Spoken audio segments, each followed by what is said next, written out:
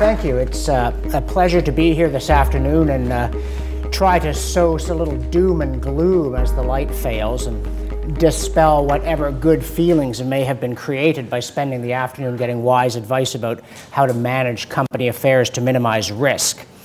I'm not sure about sowing doom and gloom as a career strategy. When I was doing the PowerPoint and I was looking for stormy weather, and so I looked for weather templates, and they all came up with things like this. That's all fine. Oh yes, that's very serene. And you see, I wanted to come up with something a little more worrisome. I'm a bit of a stormy petrel, but I am a stormy petrel because, in my view, there is a real storm that is headed your way. And essentially I'm in the position, if I'm allowed to mix metaphors, that you could eat right, exercise regularly, and still get hit by a truck. So you need to look both ways before crossing the street. One way that you look is at the management of your particular corporate affairs, which is an area, of course, where you have a lot of control. So it's rational to spend most of your time on that, working on those things that you can influence with a high degree of leverage. But the other way you have to look is toward the government, because it is driving the truck. And although there is a lot less you can do about that, the dangers of it are sufficiently large that it really is important, I think, to give it some attention as a corporate strategy as well as a good citizen, to think about what is liable to happen to the business environment, not because of individual small decisions governments may or may not make in the next few years, but because of certain major aspects of government policy that need to be changed and show no signs of getting changed, at least not in a good direction. I'm not urging you to panic. I'm a great believer in the Hitchhiker's Guide to the Galaxy. Don't panic. Panic is a luxury for situations you can afford to make worse by losing your head. But you should certainly worry about this stuff. And in order to sow worry rather than outright panic, I was looking at this truck that I believe is coming your way, and there are three things that it is carrying that pose a major risk to the environment in which people do business. And these three things are, as you see, debt, which I think is a pretty familiar peril, inflation, which is not a familiar peril at the moment and might sound like an odd thing to be worried about, and incompetence, which is a kind of standard jibe at government. But I'm going to argue here that it's a very real problem because it contributes significantly to the other two. And when I was preparing the talk, and I thought, being a professional worrier and gloom person, I have collected a lot of stuff on this over the years, and I could go and dig up some pretty scary things. And having put away the Halloween stuff, I thought instead, what I'm going to do is I'm just going to take examples that come up in the newspaper after I talk to Graham about the talk. If I can't construct a scary scenario out of that, perhaps I'm exaggerating. But if I can just sift through the daily paper and come up with enough really troubling stories on these subjects, then I think I've got a case that you can take home with you and ponder at your uneasy leisure. And the first, when I talk about debt, debt's a hard one to scare people over because we've lived with it for so long, we sort of think, yeah, sure, fine, debt. Besides, everybody's telling us the federal government has finally gotten things under control. They're projecting a surplus. They're going to start paying down the debt. They've shrunk the government. And, as Gertrude Stein once said, interesting if true. Unfortunately, I don't think that scenario is true for four reasons. First is the provinces, by and large, are in very bad financial shape. And what matters is the total level of government debt, not just the federal debt. Secondly, unfunded liabilities that talk about defined benefit plans, just one example of this pernicious phenomenon. Unfunded liabilities are a much bigger problem for government than their on-book ostensible debt. And third, the federal government has done its cherry picking. It has taken the easy cuts, including cuts in defense, that I think are quite clearly unsustainable. And also cuts in healthcare that the federal government cannot continue to keep at the level that it's at. And fourth, governments throughout the world, and even the industrialized world, I mean, there are governments in the world that you'd be puzzled if they weren't in trouble, but throughout the industrialized world, governments are in serious financial trouble. It would be somewhat odd if Canada were an outlier Obviously, the Canadian government tells you they've got the best economic management in the world, but if you follow public affairs for any length of time, you know that's what they all say. And it is very rarely true. So my first storm cloud was that Standard & Poor's just downgraded France from stable to negative, which is also where Moody has it. You know, not a basket case, but not top rating and outlook negative. And the reasons for this are that the French economy is growing too slowly and the French government is getting way too big and they can't seem to make it smaller. They have no will to deal with the problem. And, you know, France is not this little speck of land somewhere that happens to make cheese. France is the second largest economy in the Eurozone, right? Now, the largest economy is Germany, and one has the impression that nothing can upset the Germans. They will continue stolidly making money no matter what. But of course, the third largest Eurozone economy is Italy, which is the butt of too many jokes for me to repeat one. And the fourth is Spain, where unemployment is at about 25%, and youth unemployment is at 56%.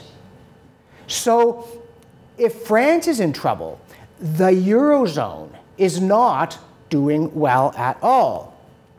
And there seems to be no will to reform it there. Apparently, the French government now takes 55% of GDP. And growth is slow, and they're just bringing the unemployed into the government. But you cannot continue doing this eventually, because somebody's got to pay for it. Now, again, this supposedly doesn't touch Canada. Bob Plamondon, who's not a fatuous optimist, recently wrote that we're basically back to where we were in 1967. Which, hey, that sounds pretty good. And he's saying, but we mustn't go on another spending spree. Okay, fine. That'd be good.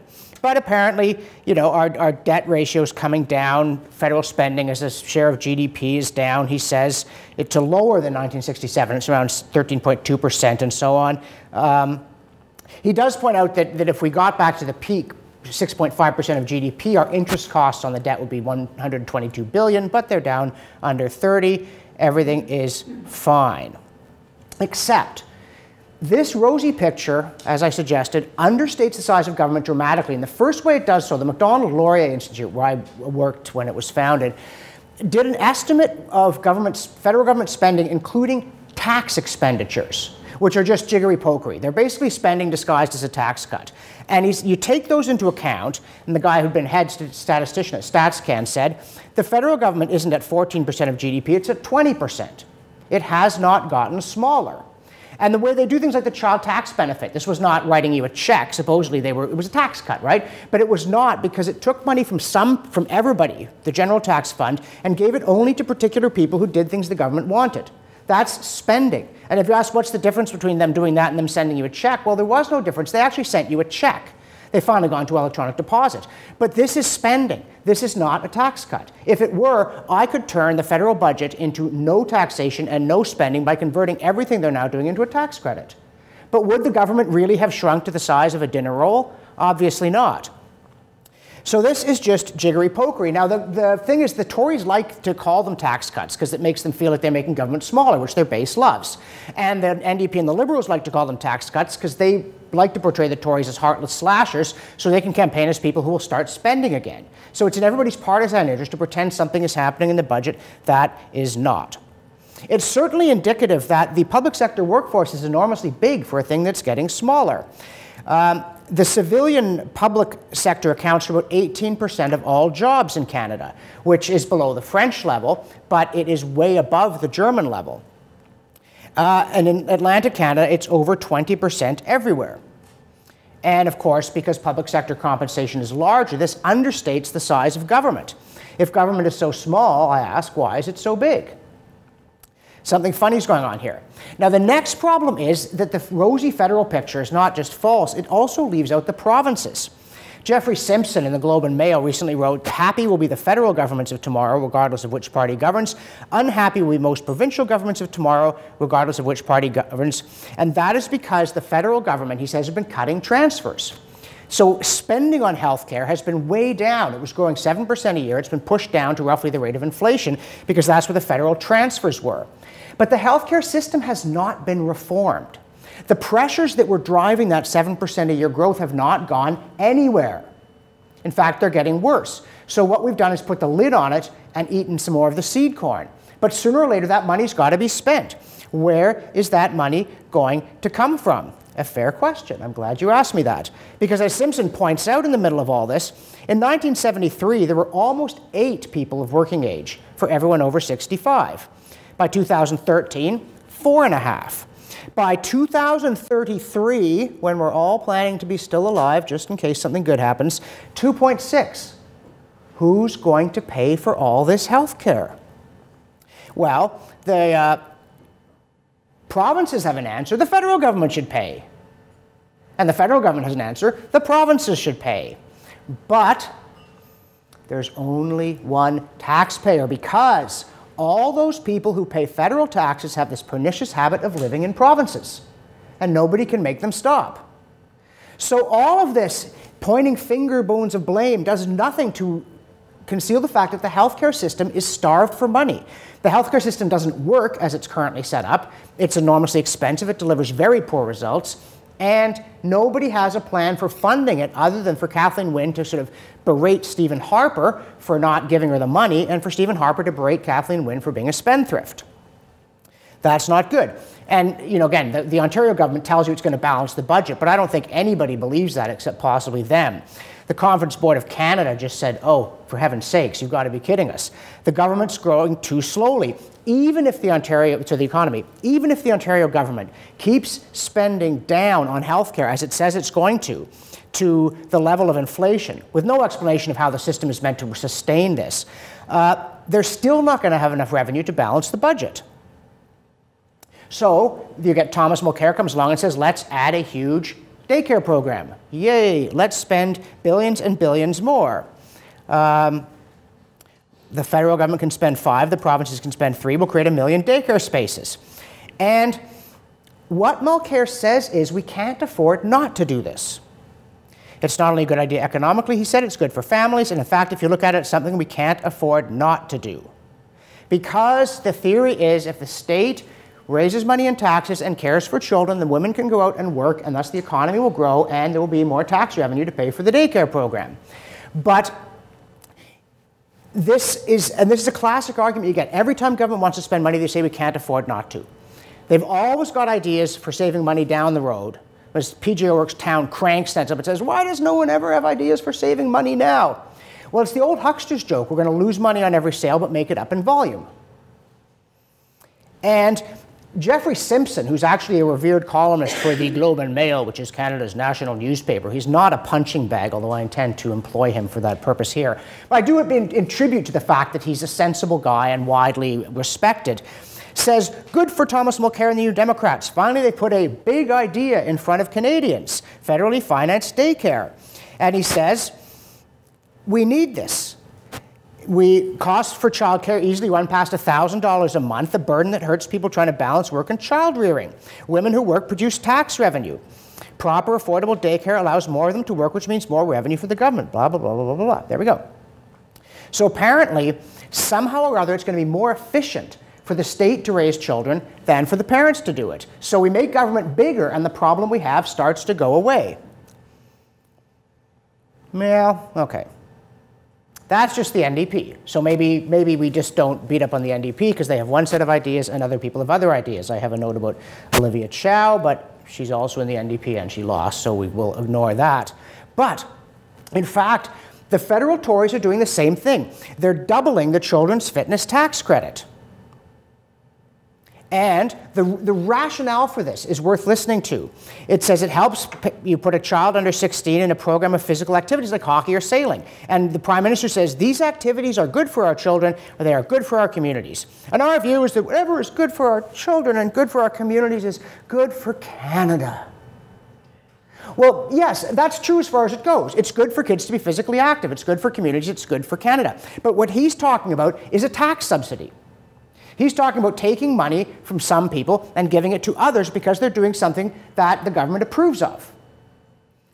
He's calling it a tax cut, but it's one more expansion of government. And so you see, it's not just the NDP, it's the Harper Tories as well. Everything that they turn their hand to, they say, it's good for Canada, it should be subsidized. I get press releases through the Parliamentary Press Gallery. I get dozens of press releases a week. I'm not exaggerating. I save them all. From the Tories boasting about their latest subsidy to the blueberry growers, the bison farmers, some cultural centre, an arts festival. Everything that happens in this country gets money from the Tories. Now, you might be cynical and say it's just because they want to get reelected. I don't think it's that. I'm sure they think it's for the good of the country, but their thinking is always make it bigger. Broad-based tax cuts, except what they did on the HST, just don't come onto the radar. And of course, Kathleen Wynne wants another Canada pension plan. How is this going to unfold? Well, here's the big picture. This was being written about by the Ontario director of the CTF, Candace Malcolm, and she said, the CPP was in trouble a few years back and it got fixed. And it got fixed by making it bigger, because that's how they always fix things in government. They increased the payroll taxes.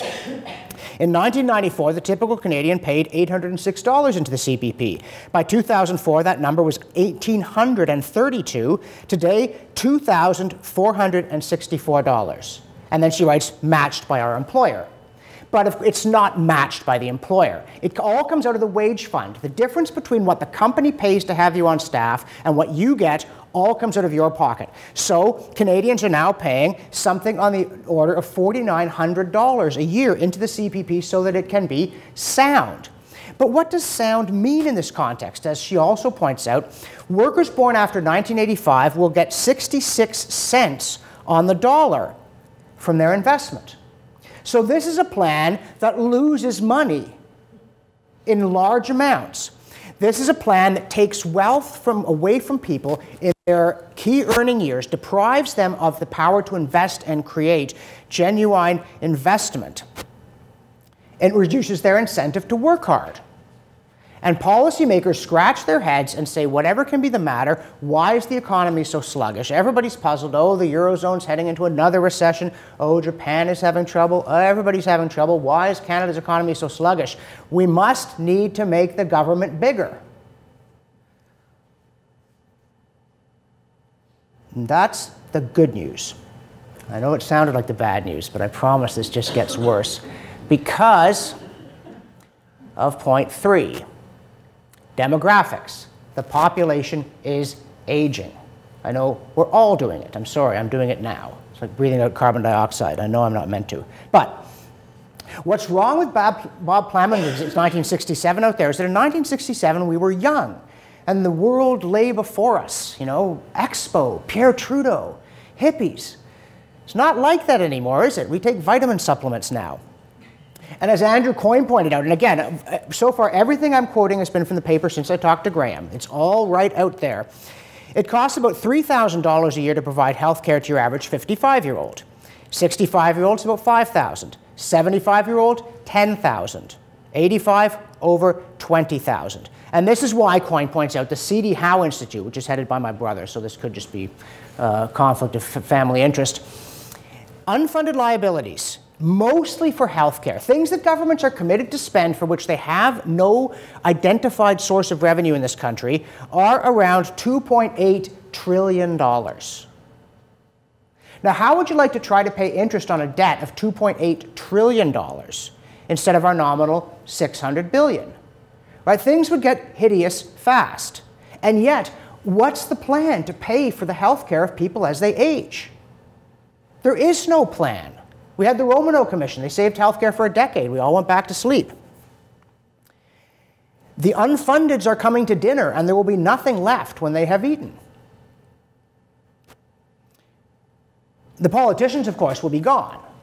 They will have enjoyed their salaries and their perks. They will retire with lavish pensions and accolades. They will get the Order of Canada. They will go on to consultancies. They will promote trade with China. But the bill will just keep getting bigger, and one day it will arrive. And of course, if you want to look at the modus operandi of government, in case you think perhaps I'm exaggerating their recklessness, look at how they deal with their own employees. Cost for police services in Canada went up from $6.4 billion in 1999 to $12.3 billion in 2009. That is quite astounding. That's almost doubling in 10 years at a time of low inflation. This hits the cities very hard, another fragile part of the system. The Ontario Provincial Police, right, they got an 8.55% hike.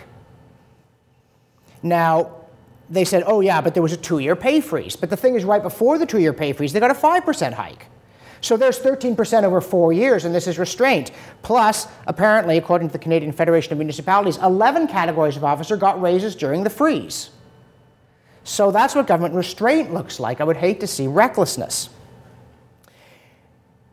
Belgian police are refusing to give out traffic tickets because they are incensed about the possibility that their retirement age would be raised. Governments are trying to deal with this, but the best place from which to resist the state these days is from inside it. The Montreal Police Union is refusing to give out enough moving violation tickets because they're worried about reforms to their pension plan. This has deprived the city of about $3 million, which puts it in a worse position. They're playing chicken, but they figure they're going to win. And of course, Montreal firefighters, who were again faced with changes to pension plans, ransacked City Hall. Now, apparently the city is standing firm. It's not all bad news, okay? I'm trying to be honest here. But the good news is isolated, and the bad news is gathering ominously. Our little storm cloud keeps getting bigger. I did look this one up. I do want to have statistics, and this one wasn't in the paper recently. 87.1% of government employees have workplace pensions. That's up from 75% in 1977. Outside government, it's 24%. Down from 35 in 1977. So the state's actually been getting more bloated in this regard at a time when private firms are trying desperately to deal with these costs, particularly the defined benefits and what they've done to the Rust Belt industries. And what's worse, in fact, 82% in the public sector have defined benefit plans. The number, of course, is extremely small. The governments are putting in more, and despite that, they need to keep slipping them extra bailouts. Again, this Canadian Taxpayers Federation has been tracking what they call the stealth bailouts. Back in 2002, Canadian government slipped $6.7 billion extra into pension plans. By 2012, $18.1 billion. So again, this, among other things, it's a recipe for intergenerational conflict. This is not making a stronger society. This is creating a situation in which young people are increasingly being crushed by unwise promises. And again, it's everywhere. In the United States, apparently, the public pension gap alone is around $2 trillion now. This is coming from Moody's. This is an astonishingly large number. And again, the management of all of this, in the UK, they're trying to get people to retire later because they can't afford to pay them their old age pensions. And Boris Johnson, the man who would be Prime Minister, and frankly, that would be good. I'm hoping for that. He has been going around asking people in Britain how many public sector pension funds they think there are. Hundreds? Thousands? In Britain, there are 39,000 public sector pension funds. There are 7 just for people who worked at the London Olympics. Governments tell you they're getting their house in order. The newspaper stories say governments are not getting their house in order. There are very, very major problems with the structure of government finances, and the aging population makes it worse. So, all of these things, healthcare, Canada Pension Plan, public pensions, they're all getting bigger and scarier, and we're being told they're under control, but they are not under control. Nothing of the sort is happening. So, the storm starts to appear. Then there's the money, as Gordie Howe once said about why he played hockey so long. One of the weirdest things that's been going on in the last 6 years, and supposedly this is government genius at work, after the 2008 crisis, first government spent until they could spend no more, and that didn't help. So then they turned to what they call quantitative easing. And that's just a very good word because everybody stops paying attention when you say quantitative easing. It is a certain sleep inducer. Nobody realizes what they mean is they're printing money and calling it wealth. But that is what it is. I study American history and teach at U of O in my spare time. And one of the funny things about that is that everybody, including left-wing historians, but I repeat myself, laughs at this free silver movement. In the late 19th century, there was this populist uprising that said, banks are strangling us. What we need is free silver. And it's nothing to do with the Lone Ranger's horse. The idea was instead of backing the American currency just with gold, they should back it with gold and silver. Free and unlimited coinage of silver at a ratio of 16:1, but you can't chant that, so it's just free silver, free silver. Basically, the thought was, because there's a bunch of silver, if we had money backed by silver as well as gold, we'd have a bunch more money, and then people would have more money and hard times would be gone. And in vain, more or less, they prevail politically, but all the hard money types are saying, no, no, no, the dollar would just be worth less. It doesn't work that way. Paper money isn't wealth. You've got to have real stuff. You're a bunch of hicks. Shut up. But this is what we're doing now. And the fact that it's done through the overnight lending rate and is tremendously sophisticated doesn't change the fact that the government believes that if it prints more money, we'll have more wealth. It really is that simple. And so, again, I wanted to look up this quotation from Friedrich Hayek about it being the policy, printing money being the policy of the desperado. So I searched Hayek desperado, and I got a whole bunch of hits about Selma Hayek and a particularly racy scene she did in the movie Desperado. Not that popular culture is depraved or anything. So I put in Friedrich, and that cut out the noise. And here's what Hayek said. He repeated it in '75, having first said it right before the Second World War. The economist should not conceal the fact that to aim at the maximum of employment, which can be achieved in the short run by means of monetary policy, is essentially the policy of the desperado, who has nothing to lose and everything to gain from a short breathing space. Short. In the long run, printing money can only cause one thing to happen. The money gets less valuable, and then we are in a world of hurt because it distorts price formation. People start to expect inflation. Their demand for, they want a higher and higher interest rate on their savings. In fact, nobody has a theory that printing money is good. I'm astounded by the quantitative easing theory because nobody has any theoretical explanation of why this will work. I mean, for the economists in the room, what is the interest rate? It's the market clearing price. It's the rate at which the amount of money that people want to borrow and the amount that they want to lend is in equilibrium. And governments cannot change that rate by printing money. All they can do is add inflation to the real interest rate. The governments can't change the real interest rate by churning out greenbacks or by keeping the interbank lending rate down.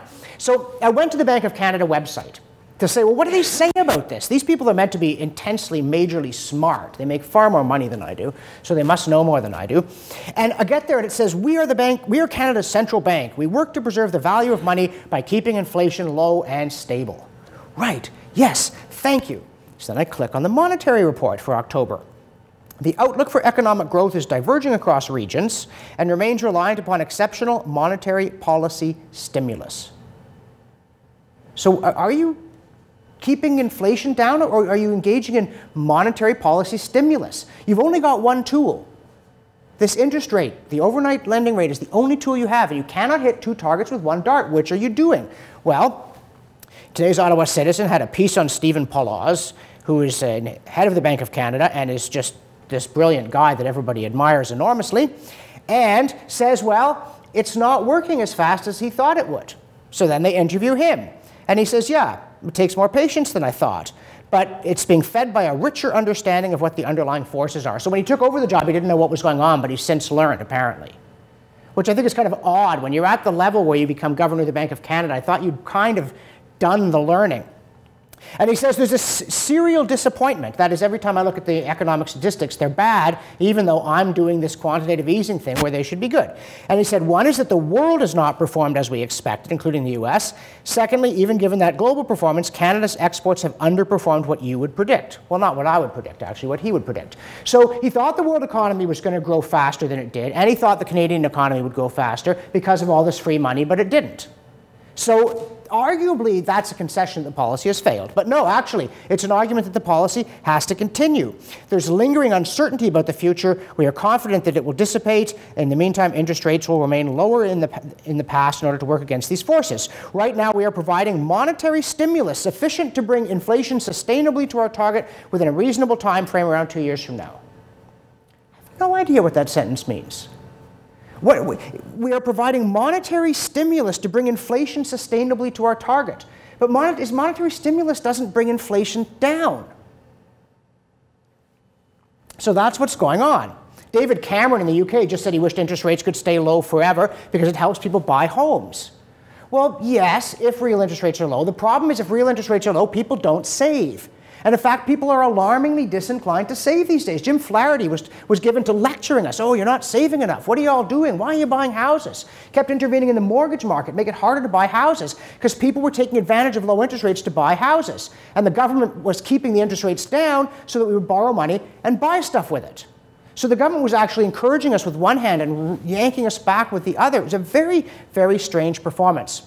But in the long run, all that printing money can do is drive up nominal interest rates. Can't do anything to real interest rates. And when it does, and people start to expect inflation and interest rates start to rise, is there a senior government in this country, provincial or federal, that could withstand a doubling of the interest rate? Interest rates are historically low right now. If interest rates on federal government debt double, and I know that's oversimplifying because their debt structure is complicated, but suppose that federal interest payments went from 30 to 60 billion. What would happen to any of the plans they've outlined? Catastrophe. And yet interest rates are unprecedentedly low. The Bank of England calls them emergency level. They've had the rates at an emergency level since March 2009. At what point does emergency turn into business as usual? What happens to the Ontario government or the Quebec government if the carrying cost of their debt doubles? And yet it's very hard to get people's attention on this. Again, the C.D. Howe Institute put out one of their deep thinking pieces saying that the Bank of Canada should publicly disclose its discussions and dissenting opinions of its interest rate setting committees. Now, there's a reality show that'll have them fleeing to a good book in no time. But the fact of the matter is, we would benefit from knowing what they think they're doing by trying to drive real interest rates down by printing money. And when you put it like that, I don't think there's a good answer. And I'm very worried about this. You know, we're not going to get to Zimbabwe. You know, Zimbabwe had such a bad inflation crisis that according to Wikipedia, its inflation peaked at 79.6 billion% in November 2008. I love the 0.6. Right, when your inflation's at 79 billion and you add a 0.6, people love mathematical precision even where it has no business. In 2009, Zimbabwe abandoned its currency, hasn't had one since, and frankly, I think that's been an improvement. But that's not going to happen. But what is going to happen here is that this is another quite different piece of very bad policy. And one of the reasons I find this very alarming, if, for instance, the flood of cheap money should lead to inflation, as it is, I think, bound to do, then all the borrowing problems are suddenly exposed. The government's faking it on its accounts suddenly breaks down. And that one of the problems is there are a bunch of problems that are separate but are all serious, and any one of them could trigger any of the others in a very, very major way. And this brings me to what I think is the worst part of my presentation, and that might take some doing, but we'll see what we can do. The issue of incompetence. Because some of you may be sitting there thinking, this guy has maybe a bit of a way with words, but come off it. This is definitely exaggerated. If things were this bad, somebody would have told me, and the people in power can't be that stupid. Well, I am telling you, and yes, they can. As Ronald Reagan said back in 1975, sometimes maybe you think I'm too critical of government. But then government comes over the hill with another zany. And indeed, government does come over the hill with another zany. There was just a thing from the public accounts about the things government has lost. $220 million from tax cheats. It says they've got back $2.2 million. Think they'll get another 9.2 is hopeless. No, so they're going to get that. Sorry, 15.9 they won't get. As for the remaining $195 million, they didn't say anything. Complicated. And they've lost a bunch of electronic devices. Well, I don't blame them for that, right? The government's big. Seriously, that could happen to anybody. They lost a lectern from the House of Commons. They even managed to lose a bale of hay. And again, I think that, you know, communists get the hay back. But, you know, this kind of stuff, it's easy to make fun of government, but these are not serious issues. It's a big organization. These things happen. But how about this one? Everybody wants the federal government to have a national plan for mental health. Every time I turn around, there's some new call for a national plan because obviously the government does things so well that anytime there's a problem, we should have one. And then somebody spoke up and said, well, no, wait a minute. The federal government has a workforce that is suffering terrible mental health issues. There are enormous issues of depression. It seems to be the most mentally unhealthy, significant workforce in the whole country. So here's the government planning to save you from depression that's depressing its own workers. And this is not a trivial point. This is something the government can't even manage its own workforce properly. It can't contain costs. It cannot build a work environment that's any fun at all. Or by that thing with the temporary foreign workers program. There's a big rhubarb, and the government put out figures. Look at all these companies using temporary foreign workers. It's so unfair. Laval University, more than half its workforce are temporary foreign workers. Siemens has enormous quantity of foreign workers. And both of them spoke up, wait a minute, what are you talking about? That's not right at all. Laval said that they have only a handful. Siemens said 20 of our 4,500 workers are TFWs, less than half of 1%. The government makes a major policy change based on this, and its numbers are utter nonsense. They have no idea. They sure sound good. I mean, when you saw Jason Kenney, you wouldn't have doubted that here's a guy on top of his portfolio. You know, there may be some deadwood in the cabinet, but here's a guy who's really on the job. And yet, this is just astonishing piece of incompetence. And everywhere you look, Clarence Rockland decided to go with electronic voting, and it mailed out ballots with a PIN number you could see through the little plastic window. Ontario did not scrutinize private daycare properly. And then Kathleen Wynne wanted to say maybe we should privatize things, so she created a committee to see if they should privatize things. It was headed by Red Ed Clark, guy who pretty much created the National Energy Program. Funnily enough, he wasn't too keen on the concept. They balanced it with one of the most left-wing of Mike Harris's cabinet members, and Frances Lankin, who used to be in Bob Rae's cabinet. And as one journalist wrote, she'd asked Lankin, had you thought about privatizing the Ontario Lottery Corporation? And she said, good grief, no, I'm on its board. So that's meant to be a balanced look at privatizing by a government that's under terrible fiscal pressure. And then there's this Mars, this incubator they created in Toronto, this building that was going to attract all kinds of high-tech people in our own Silicon Valley, and they couldn't get tenants. And the project was in such trouble that they loaned it $224 million. Now, they weren't allowed to.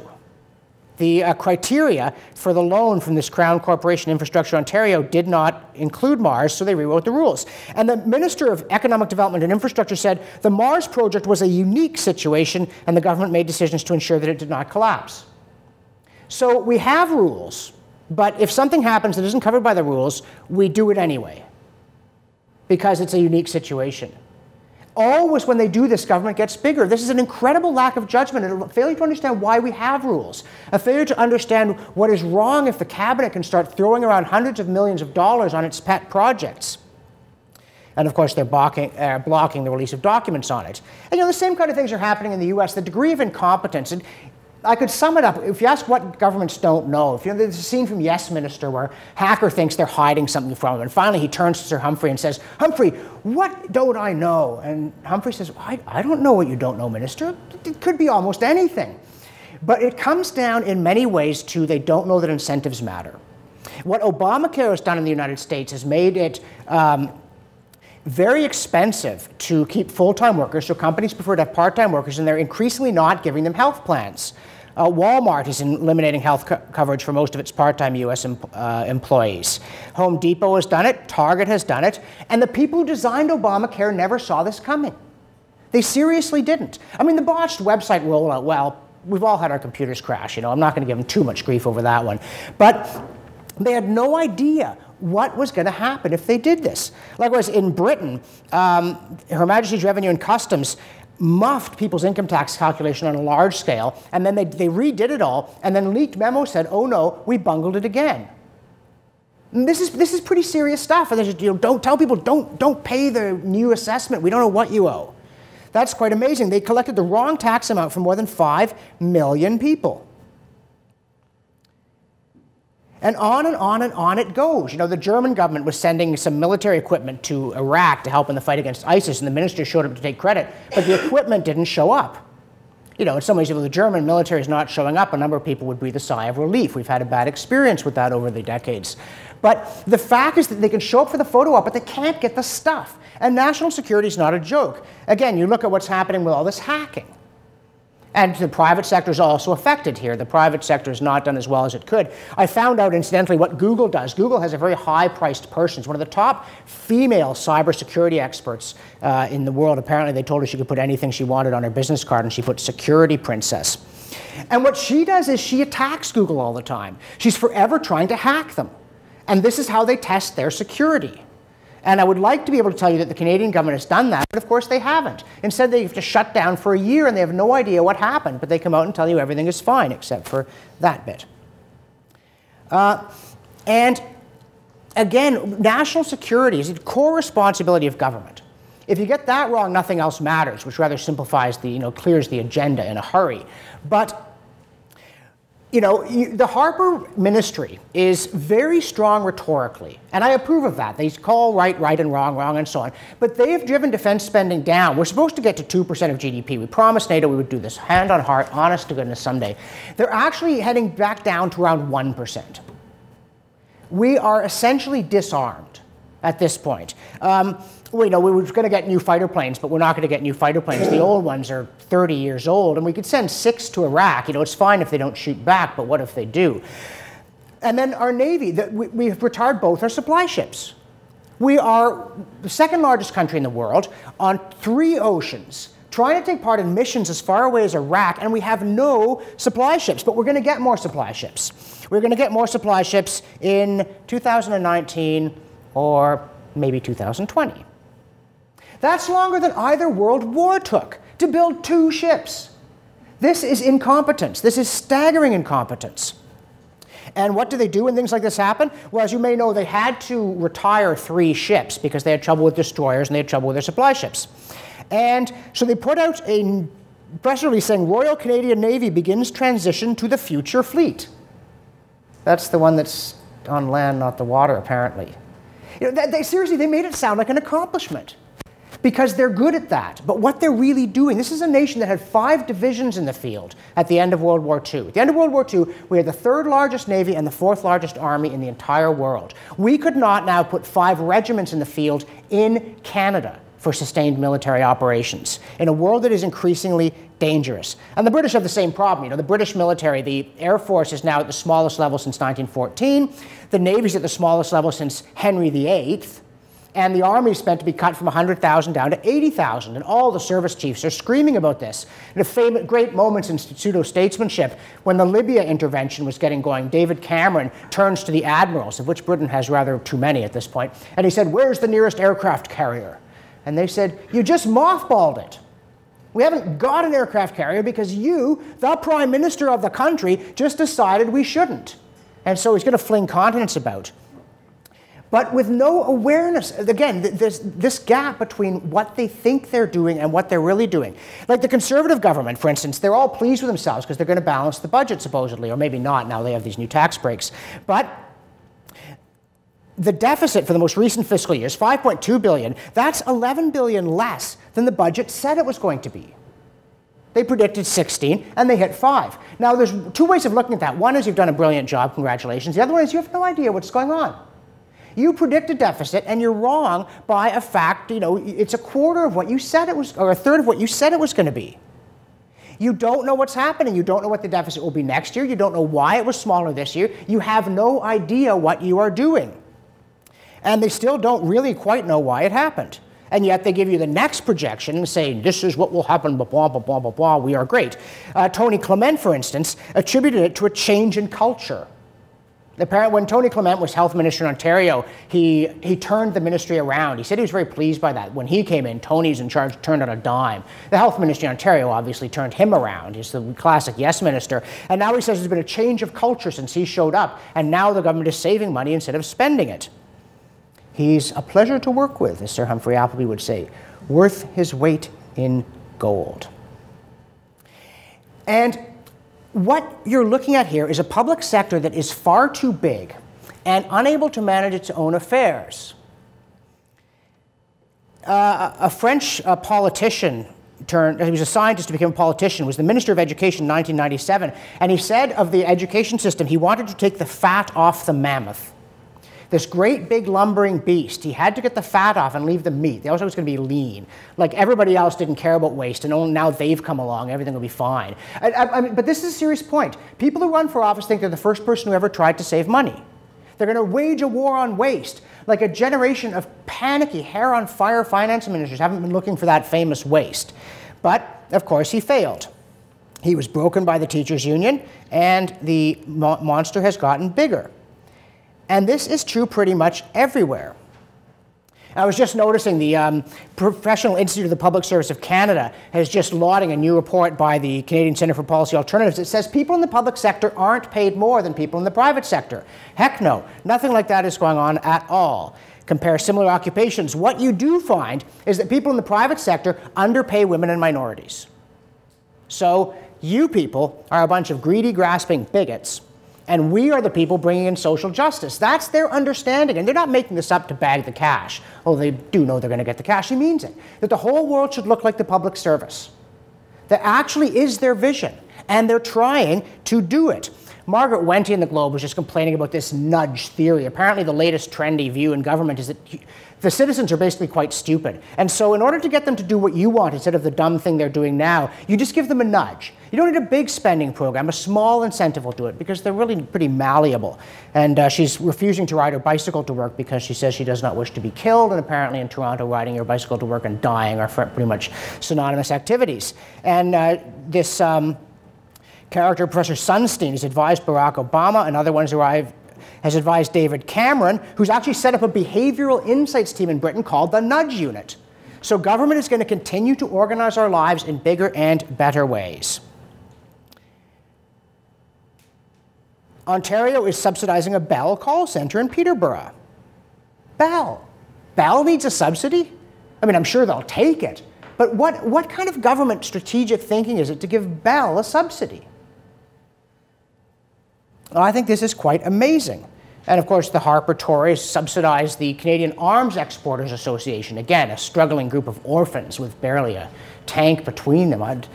Everybody's getting subsidized. Absolutely everybody. And this is after however many years of the Harpers people being heartless slashers and Mike Harris, all the stuff. None of it's really happened. And it hasn't happened because the people in government genuinely don't know what's wrong. The people in the administration, the politicians, are very good at getting elected, but they know very little about governing. You would never get a plumber with a lack of basic knowledge that most people have when they go into government and switch from ministry to ministry, subjects on which they have essentially no expertise whatsoever. What they know about is sounding good and getting elected. And even in the public service, they shuffle people around. I always get these press releases where Harper is moving deputy ministers around between apparently unrelated ministries on the theory that there's a science of administration and it applies equally everywhere. Well, if there is, they're shockingly bad at it. And so you can't get through to them by saying, oh, come on, you're pulling my leg. Because they're not pulling your leg. They really think they're doing a great job. And they really think that more government is the answer to everything. I emphasize, including the Harper Tories, who have just increased all these subsidies. They're not letting you keep your money, though they call it that. They are providing incentives in certain directions. Again, you can see nudge theory here. They're going to give you a tax break on putting your kid in an exercise program because you kind of know you should, but you're kind of shiftless, so you haven't really done it. And suddenly there'll be this little money, and you, ooh, the money, and follow it into the right direction. So we need to take it back. And this is the point at which it's not all just doom and gloom. This is the call to action. I know you're busy with your private affairs, and rightly so. And you have your primary responsibility, is your families and your jobs. But if this picture that I am portraying is even partly right, let us say that I have exaggerated by a factor of 2. If it's only half as bad as I say, all those numbers, the 2.8 trillion turns to 1.4 trillion. Well, that wasn't me, that was C.D. Howe, It's still an extremely alarming picture. And if these policy things go wrong, with an aging population and inflation kicking in and unserviceable debts, your business affairs will become a nightmare. So although your leverage is much smaller, you need to apply some of it to the notion that Canadians do not need to be nudged, coddled, subsidized, taxed to death, and insulted. That we are not that kind of people. That is not how this country was founded, because the last-ditch defense is, oh, but Canada's a big government place, not like that awful United States. Well, this is a misrepresentation of our history. The Canadian government took less of GDP than the American one until 1958.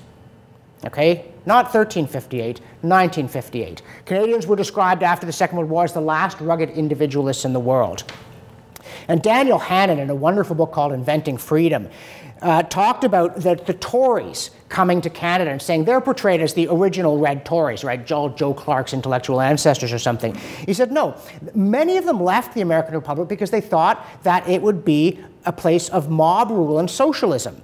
One exile from Massachusetts, Daniel Bliss, who later became Chief Justice of New Brunswick, explained coming to Canada because he said, it's better to live under one tyrant 1,000 miles away than 1,000 tyrants 1 mile away.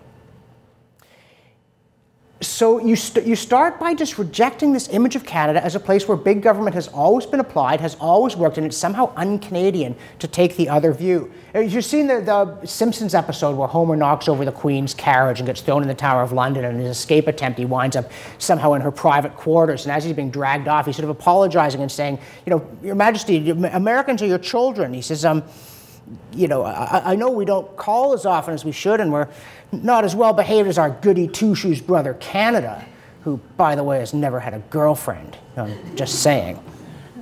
And yet we are sold this image, but it's entirely untrue. It's preposterous, and you know this in your private lives. The people that you work with are not unable to cope without lavish subsidies. They don't need a government that is enormously big and deceitful about how big it is. They need room for initiative, and they need honesty. They need honest bookkeeping.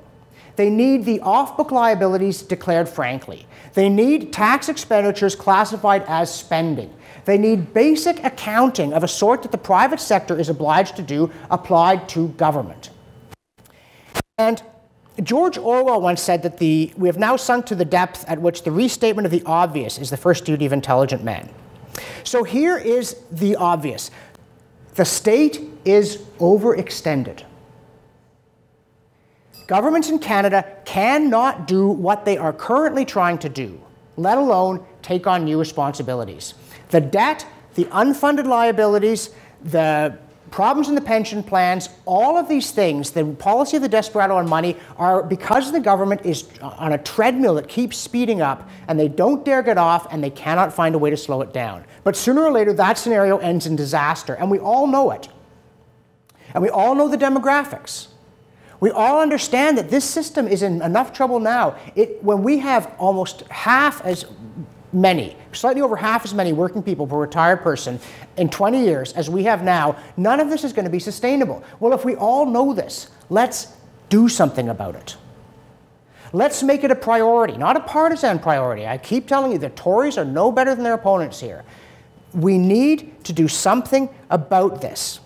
We need to make government start winding things down, not ramping them up. We need soft landings if possible. When a government has made promises, it should not break them, but it should liquidate them in as orderly a manner as possible so that we don't have a crash, so that we never get to a point where young people simply refuse to pay the benefits that old people have voted themselves before the young people were old enough to mark a ballot.